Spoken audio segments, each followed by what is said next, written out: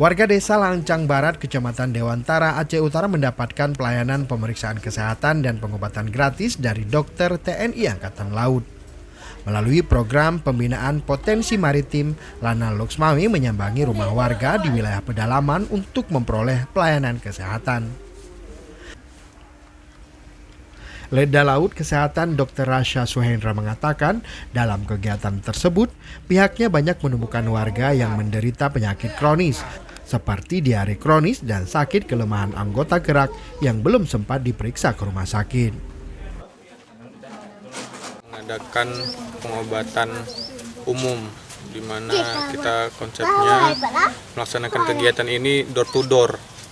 Kita langsung terjun ke masyarakat, rumah ke rumah, dengan kita sediakan ambulans dan juga tim kesehatan dan juga tim pendukung dari Babin Potmar Lana Loksmawe.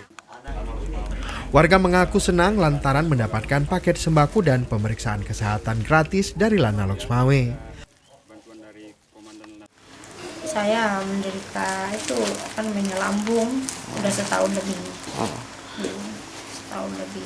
Dengan adanya pengobatan gratis dari ke rumah-rumah yang dilakukan oleh pihak Lanal ini, perasaan kakak gimana kak? Senang ya, bisa dibantu.